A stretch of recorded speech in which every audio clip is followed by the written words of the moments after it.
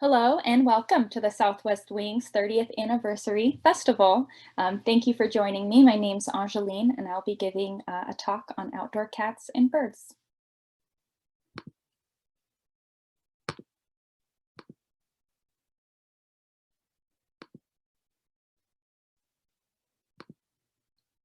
All right, today I'm going to be talking about outdoor cats and birds. My name's Angéline Fahey.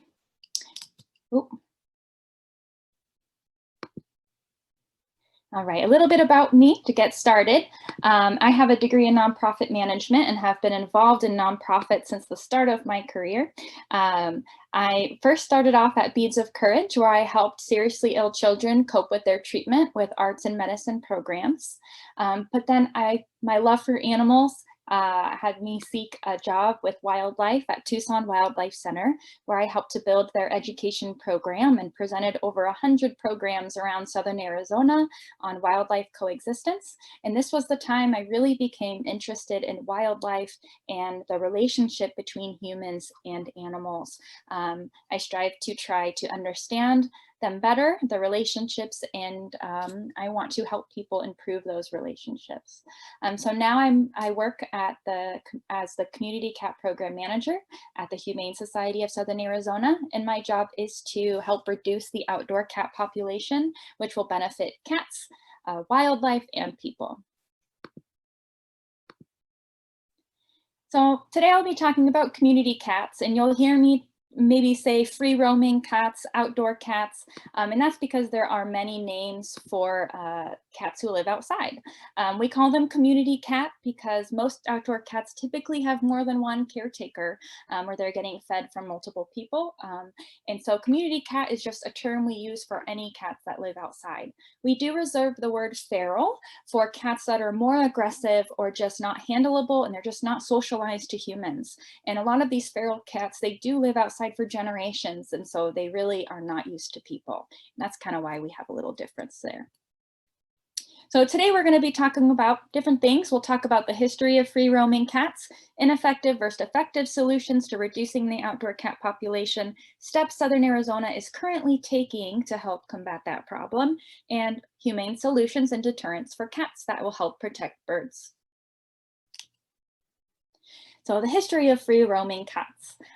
Scientists do believe that the beginning of cat and human interaction started with the development of agriculture. With all those new farms and storing of grains, these African wildcats, also known as Middle Eastern wildcats or Near East wildcats, started to hang around those farms because of the fresh rodent supply. And the farmers actually invited them to stick around because they mutually benefited off each other. But it wasn't until almost 10,000 years ago that the first case of domestication has been, that there's evidence of it. And if you look here on this photo, you'll see a human skeleton, and alongside it is a little cat skeleton. And so scientists do believe that that's the first evidence of humans and cats coexisting and sharing a more companionship bond. And many people argue that wildcats domesticated themselves. We provided some ample food source and they stuck around to take advantage of it. And it wasn't really until the end of World War I that cats were a commonly accepted household pet, but they were still very much indoors, outdoors. And that's because we didn't have the inventions we do now to actually keep cats indoors.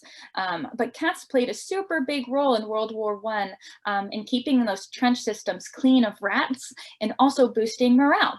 So I found these awesome photos of a Lieutenant LeCue and his best friend Petrucci, who would remain best friends after the war. And then above is a soldier working in the trench with a cat who probably helps catch the mice, help keep them healthy.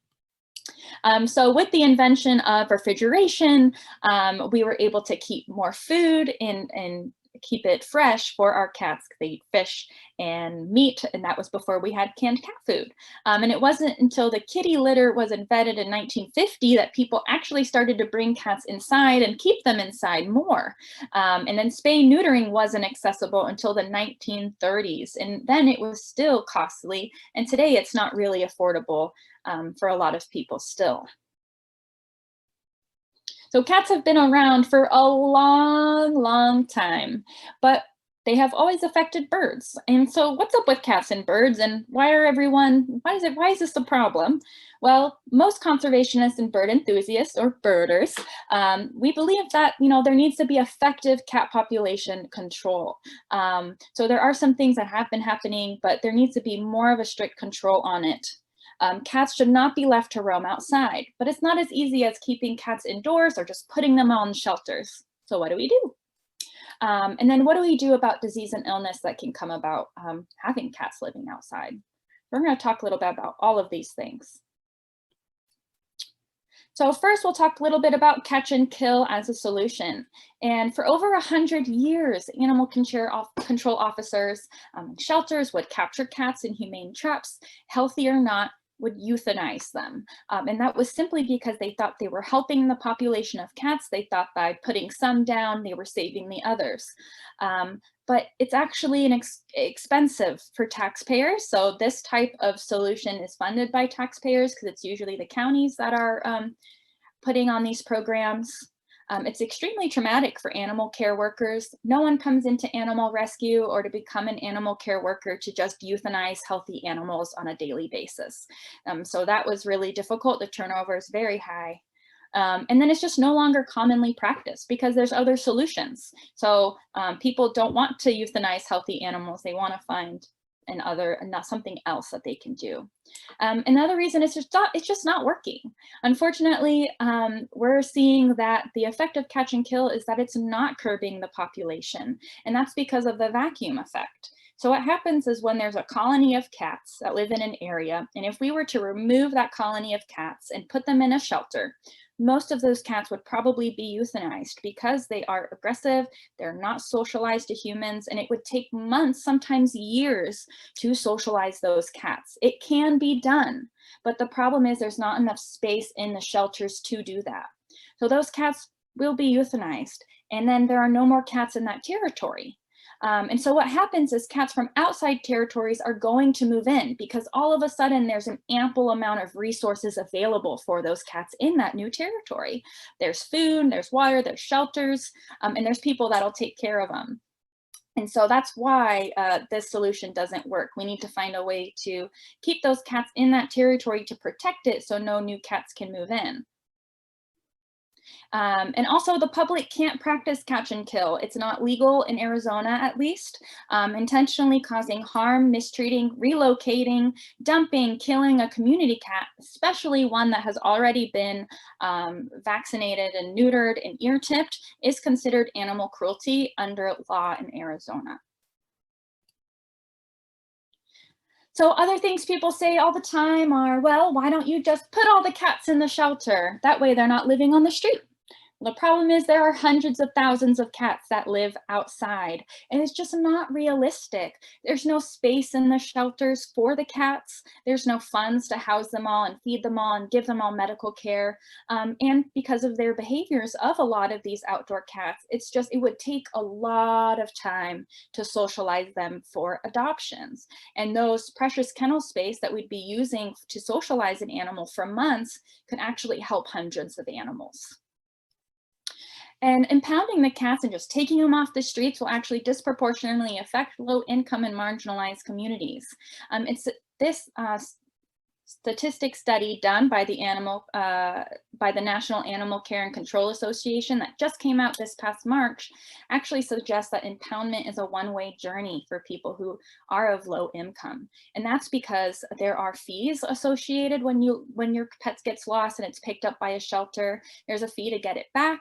There's also a hold period that only lasts 3 days. So sometimes by the time someone notices their cat is gone, if it's an indoor-outdoor cat, they don't even have time to contact a shelter.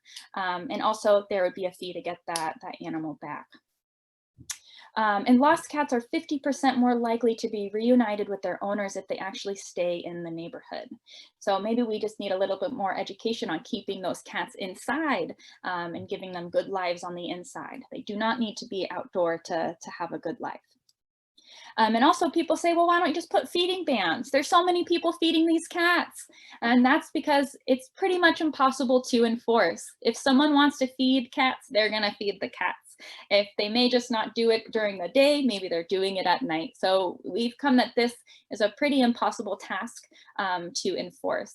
It's also not unlawful in Arizona to feed these cats because they're not considered wildlife. They're not protected under those feeding wildlife laws. And if we do remove where they're getting food from, cats will just move closer to the business, garbages, they'll move into towns, and they'll just be a little more aggressive while they're looking for food. So what are the solutions? What can we do? Well, we can support our low-income communities by giving them access to free or low-cost spay, neuter, and vaccinations for their own pets. Because the fact is, so many people are still going to let their cats in and out. No matter how many times we tell them it's dangerous for their cats, they shouldn't leave them outside, or we tell them the problems that's happening with wildlife, they're still gonna do it. So let's give them the tools that they need in order to stop those cats from populating and spreading disease. If we can get them vaccinated, we can get their surgery, we can help. And so we also need more support to prevent abandonment due to financial strain. I see it a lot now working with this community and working with cats, is that I see a lot of abandoned cats, whether it was from COVID, whether it's from, being pushed out of your house. People aren't able to feed them, they're not able to give them the medical care necessary. So if we had more programs for people, I do believe that the outdoor cat population would decrease. We need more access to free spay, neuter, and vaccinations for our community cats, or the cats that simply live outdoors and don't have a specific owner. And we need more clinics and vets and shelters to participate in this program.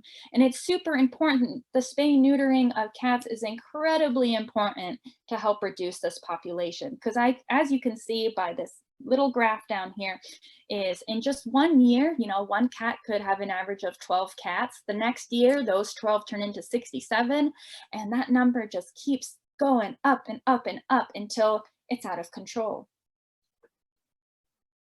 The last thing is we need to educate our colony caregivers. So the people that are caring for these cats, let's get them information about spay and neuter. Let's give them assistance to get those cats spay neutered and vaccinated. And let's teach them the proper ways to care for those cats so that it doesn't attract more wildlife and more cats to the territory. So a little bit about trap, neuter, return. This actually evolved as an alternative to catch and kill. There was a lot of heartbreak having to catch and kill these cats that were healthy and having to euthanize them and seeing no change in the population. The calls kept coming just as strong as before. So this was the alternative to that. And what we do is we catch cats using humane traps. They're brought to a clinic that does spay neuter for feral cats or outdoor cats. We ear tip them, meaning we take the top part of their ear so that animal care workers can know that that cat has already been altered and gone through the program. We give them vaccinations. Most places give them for rabies. The Humane Society gives them for FVRCP as well, which helps fight some deadly diseases that are super contagious. And also we give them flea and tick medicine. So they're actually returning back to their territories in better health than when they were first there. So when we're doing this, when we're able to vaccinate them and spay them, neuter them, and put them back out, they're protecting that territory so no new cats come in. And at the same time, we're really trying to dramatically reduce that outdoor cat population so it can benefit cats, people, and wildlife, so we can reduce the harm that's caused to and by cats. And a lot of times these programs, they'll take in kittens and friendlies. So if there are kittens that are born outside, we'll do everything we can to find placement for those kittens and take them off the street. Same with really friendly cats. If there's an incredibly friendly cat living on the street and he's good for adoptions, we may be able to take him in and put him in the shelter for adoptions. So we are removing some cats from that population. But the idea with trap, neuter, return is that over time, that population is going to stabilize and they're going to protect that territory so no new cats come in. And then once that territory is protected, those cats in that territory will slowly die off. And there's a lot of organizations in Southern Arizona that are involved in this program. You can look up one that's closer to you. You're welcome to call the Humane Society and ask about what resources we have. There's also the Humane Society of Yuma and the Cochise County Humane Society and Paws Patrol and Green Valley. So there are several places in Southern Arizona where you can get involved, or just call and ask questions. And there are lots of benefits to TNR. The biggest one that I've seen myself is behavior change.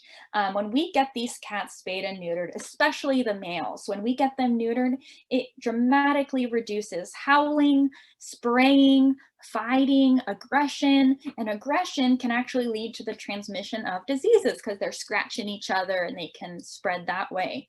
So when we reduce those behaviors, we have less complaints from our neighbors too. They're less likely to roam around when they're spayed and neutered, so they'll stick to that territory. There are less illness among colonies and less illness is transmitted to other animals. So if we're getting them vaccinated and we're treating them for ticks and fleas, they're actually pretty healthy. Feral cats are not disease-ridden like people say they are. And the population does decrease over time. Once that population stabilizes, you get all of those cats, or at least 75% of those cats spayed, neutered, and vaccinated, that population will see a decrease. And there are so many towns that have really good TNR programs where they have to transport kittens from other states into their state in order to have kittens because there's just none on the street. Feral cats or outdoor cats make good rodent control, especially mobile home parks where we see a lot of cats. They help a lot with that rodent control. That way people aren't using poisons and traps, which directly harm wildlife. And we'll talk a little bit more about that too. And the benefit of TNR is it also helps reduce shelter intakes and euthanasia. So now our shelter staff has more space for cats that truly do need medical help, or for our low-income communities, our community members who need to bring in their cats. So we have more space and we're not euthanizing cats every single day just because they live outside. Oh, and the pictures here that I have is an example. The top there where it says feral to fabulous is my own community cat who I have socialized over a period of a few months. I saw him in my backyard as a young cat. And so I've been trying to socialize him and work with him, and I got him neutered and vaccinated, and he has turned into a fabulous cat. So really the behavior change was dramatic. He no longer bites, he's very purry and loves a cuddle. So he's a good candidate to go into adoption. And then these kittens down here, I actually just rescued last week. They were captured through our trap, neuter, return program. But once we got them in, we realized they actually have ringworm. So we treated it. And if we hadn't gone out and trapped those kittens, that's a disease that could be transmitted to other cats and wildlife. So through this program, we do see medical cases and we do treat animals with different types of diseases and illnesses. And that wouldn't happen if it wasn't for TNR. So just a little bit of research that supports TNR. This was a great study that came out a couple years ago, and it's a 10-year study. It was called A Long-Term Lens, Cumulative Impacts of Free Roaming Cat Management Strategy and Intensity on Preventable Cat Mortality. And so that came out, and there was some good information in there, and I highly recommend you check that out. But this 10-year study was on the effect of catch and kill versus TNR. So which one had more advantages than the other? So what they found is when a colony has been 75% or more sterilized, there are significant advantages, including less preventable deaths and a population size reduction. And that's because we're removing the kittens. So when we do TNR, we prevent so many cats from dying, preventable deaths. So when we sterilize the adults, there are no new kittens. And kittens are the ones that actually pose the greatest health risk and threat to transmitting parasites to wildlife and the public. So if we can prevent those kittens from being born and we can remove those kittens once they are born, we're actually reducing illness that would be found in the wild. And while large colonies are also prone to transmitting disease, the more of them you have, the more likely these cats are less likely to spread disease if they're sterilized, because they're going to stick to one territory. They're not going to be mating and they're not going to be fighting. So I want to talk a little bit about education to colony caregivers. It's really important that those people that are feeding cats and caring for cats are also taking responsibility to spay, neuter, and vaccinate those animals. And when we are educating those colony caregivers about spay and neuter, we're also educating the public. So we're educating the public on the importance of spay neuter and why it needs to be done. And so colony caregivers, they can actually manage their colonies pretty well by ensuring all the cats get spayed, neutered, and vaccinated. We want them to socialize kittens and place in the shelter whenever possible. And we also really encourage them to keep their environments clean and be very careful with feeding. So we know that feeding the animals is what could possibly attract wildlife. So we do highly recommend that these caregivers only feed in 30-minute intervals. That way those cats get used to the time they're supposed to show up for food, and we're not leaving food out overnight to attract raccoons and possums and any other wildlife critter that might want to eat that cat food. And it won't attract new cats as well if we're able to keep that feeding regimen scheduled. And just keep in mind that the caregivers of these cat colonies, rarely do they ever start this problem. What I've seen in pretty much most of my trap sites is that these caregivers saw a couple of cats that needed help, that were hungry. So they started feeding them. And then after a few days, a couple cats, more cats may show up. Then they just continue feeding. And then by the next year, all of those cats have had kittens. And now those cats have kittens, and all of a sudden it's a big problem, and they don't know what to do because they don't know that these programs exist. So if you do know a colony caregiver out there, approach them kindly and tell them about TNR, about the program. We offer free spay neuter vaccinations for outdoor cats. And many of these TNR programs also have barn cat programs, which is super interesting if you do have a ranch or a farm and you do have a rodent problem. We recommend, cats over traps and poisons, which can be very harmful to the cats. This barn cat program really helps rehome unsocialized cats that are not fit for adoption. So if we have some outdoor cats that are in dangerous situations, or cats that just are not social, we can actually place them in barns or in ranches, and they can help with the rodent population. That way you're doing it in a way without using poisons and traps, because poisons and traps often catch unintended targets. And working at the Wildlife Center, I cannot tell you how many dozens of animals I saw with these snap traps or steel jaw traps or glue traps. So many animals, not just mice, but we would see skunks, raccoons, coyotes, bobcats, hawks with these traps on their feet because they are just not placed well, and people who use them are just not aware that they can catch other animals. And when you use these poisons like bait boxes, in this photo here of the toxic food web, you can see that insects and small mammals will go in and they'll get poisoned, but when they walk out of the box, they become easy prey for other wildlife, for those top predators.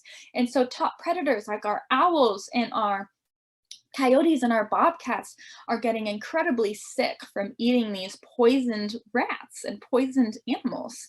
And so having barn cats, you don't have to use any of those things. So just be aware. And if you do use traps and poisons, there are lots of other alternatives, and you can check out these website links I have listed here, so for some more ideas. So we want to protect birds and bird feeders and trees from these cats. And I know I don't have to tell this audience this, but you want to keep your cats inside and try to build them a catio if you can, which is like an enclosed patio for your cats. But for those who do have bird feeders and birds and want to protect them, be sure that you're hanging your bird feeder high enough and in locations that cats cannot reach, like the overhang of your roof or at least 6 feet off the ground. and make sure there's nothing nearby that the cat can climb on and then jump over to the bird feeder. You're going to want to make sure to clean up that spilled bird seed so birds don't eat it on the ground. To make that easier, you might put a mat under your bird feeder so that when the bird seed falls down, it's really easy to pick up the mat and dump it into a bucket, or maybe you just sweep every day, but that'll keep the birds off the ground where the cats are more likely to pounce on them. You can also attach these really cool galvanized metal cones that you can buy at catfencein.com. And there's two different kinds. There are these cones that I've seen work the best, and you put them on the trees and it prevents the cats from being able to climb up the tree. So if you have little fledglings, or you can put your bird feeder in the tree and then just have this metal protection for the trees.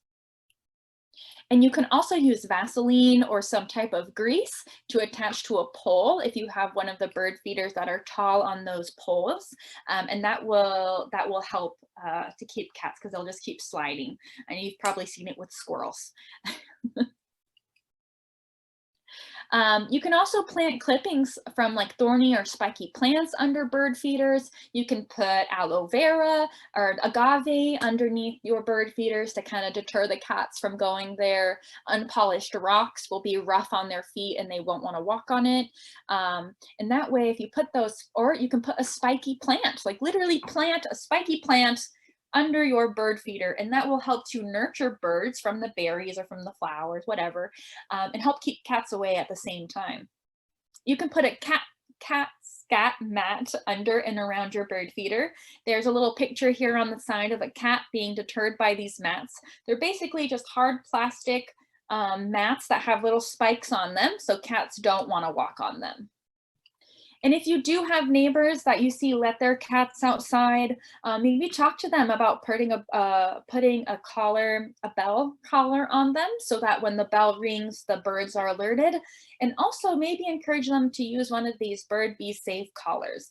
They're these large fabric collars that are super, super lightweight, and they act as reflection to birds. So if a cat's walking around a backyard and they have this big fluorescent collar on, the birds are able to see them. And they work very, very well. And you should also check for fledglings, bunnies, and squirrels. So when it comes to spring and summer, that's when baby season is. So before letting those, so every morning you could always walk around, you can check for fledglings in the trees, you can check for bunnies in the grass. And if you're worried about them, you can always call a wildlife rehabilitator, and they should have tips for you on how to keep them safe. And here's there's a local wildlife rehabber in Tucson. They're called Tucson Wildlife Center. And there's the number there. You can also call them for advice on rehabbers closer to your home, maybe more southern Arizona. Some more deterrents to keep those kitties away. You can use scents. Cats don't like things that smell offensive to them. You can use these repellents. You can spray them around the edges of your yard. You can put them on top of the fences, in the digging areas. You can soak cotton balls or rags in washcloths or cheesecloth and hang them from different areas. But first, if you have cats that are spraying and they're peeing on your items, you want to neutralize that urine smell first with an enzyme solution. Otherwise, the cats are going to come back. So you can use Autobahn, Nature's Miracle, Physion. There's a ton of options out there. Just quick Google, or even Simple Solution. And then after you do that, you can spray the area with either a deterrent spray that you can buy at the store, or what I like to use is vinegar and water in a bottle, and then use some citrus and eucalyptus, because those are scents that cats don't like. Shake it up and spray it all around. Just keep in mind that you do have to reapply these scents pretty often because of our hot sun, because of the rain. This is going to be something you'll have to do regularly. You can also plant some herbs that they don't like. They don't like citronella, rue, lavender, garlic. You can put coffee grinds, pipe tobacco, mustard, different types of scents around your yard. But just keep in mind that all cats are different and all cats will react differently to different things. So what one thing might work on one cat or two cats may not work for the others. So I highly recommend combining deterrents. And you can, whatever you do, Don't use ammonia-based cleaners because urine contains ammonia and that might attract your cat to return to the spot. So don't use those. Couple more things that you can do is sound and movement. You can scare the cats away from the property. This is something that you can do that's not going to affect the birds as well, is you can use big metal trays or those disposable pie pans and you fill them up with macaroni, birdseed, dried beans, whatever you want. And then you balance them along your fence, your railings, on your porch, the windowsills, anywhere where a cat is going to jump up onto the surface. And if you have those pans balanced, when the cat jumps up, the pan's gonna fall and they're going to be startled. And cats do not like to be startled. And they will be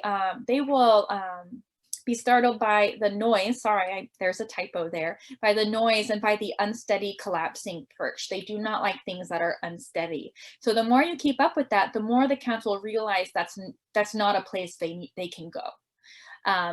And the birds will still be able to land on the trays and eat and not be startled, which is great. You can also use these motion activated devices, but keep in mind they might repel birds as well. I saw a lot of photos that they repel hawks and bigger predators, but I'm just not sure about the small birds. But if you really want to keep those cats out of your yard, you can get one of these motion activated sprinklers. There's ultrasonic alarms with flashing lights, and these things do a really good job at repelling cats. These are some brands that I've found have really good reviews, and that's the Cat Stop, the Brooks, and the More Star that you stick in your yard. And usually buying more than one is going to make the bigger difference. And there is a full list of these humane cat deterrents up on a couple of different websites. We have it up at nokillpimacounty.org. You can go to see them. They have lots of resources for companion animals or even outdoor animals, outdoor pet cats. And you can also go to the Humane Society's website, the hssaz.org/TNR, and you can find this list of deterrents as well. You're very welcome to contact me. My contact information is at the end of this presentation. Feel free to send me an email if you want me to send you the document. I'd be happy to do so.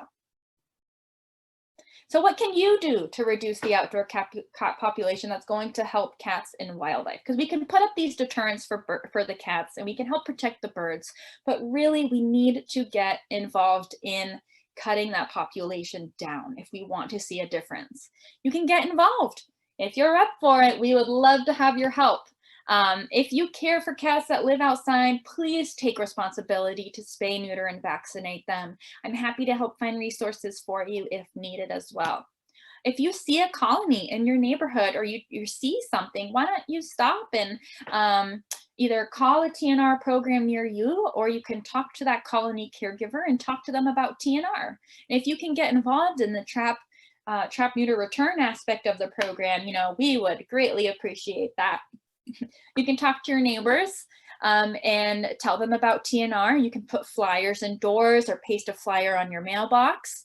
If you're a veterinarian or you own or work in a clinic, you can consider partnering with a TNR program to help sterilize community cats, and you can offer a low-cost spay neuter for companion cats. That's gonna make a big, big difference for our cat population, and we will not be able to get to the bottom if we don't have more people involved and more clinics involved. We really need more veterinarians to help. You can fund and donate to organizations that provide free or low-cost spay neuter for companion animals, like the organization Spay Neuter Solutions, that provides vouchers that are only for $15, where people are allowed to can get spay neuter for their animals for $15, and that's been an incredible help for the community of Pima County. You can also donate items needed by TNR programs, like old cat food that you may have sitting around. If you have a heart trap or a wildlife trap sitting around, you can donate that as well. We can always use more. We do actually use True Catch traps, which are pictured here in this photo of Trap King. It's Sterling Davis, who has a trap TNR organization himself, and that's the type of trap we typically use, but we do often use have-a-hearts as well. And you can also educate about TNR. Tell people you know about them, people who have cats, people who feed outdoor cats. Get the word out that there is something that we can do, and that since catch and kill is not available, this is really the only option that we do have. And if you're a veterinarian or you work in a clinic, please contact me. And for any other information, if you want to know more about how to get involved in TNR or what you can do in your community, you're very, very welcome to contact me. And if you're interested in a working cat or a barn cat, please contact the Pima Animal Care Center's cat program coordinator, and they can set you up with that. So we do work with all of Southern Arizona, and happy to help anyone who has questions or wants to get involved. I hope that you were able to learn a little bit today about the effect of these cats on the population and what we can do to help curb that population to help wildlife and birds. I know it's not an easy solution, and there is not going to be an easy solution, but the more people we have involved, the more of a difference we will see, and the quicker we can get that population under control. So thank you for listening. And I'm going to stop my share. And so I want to thank you for being a part of the Southwest Wings 30th Festival and listening to my talk today and just being involved with the program. I hope you're able to see all of the different presenters and learn quite a bit today, and hopefully we see each other in person next year.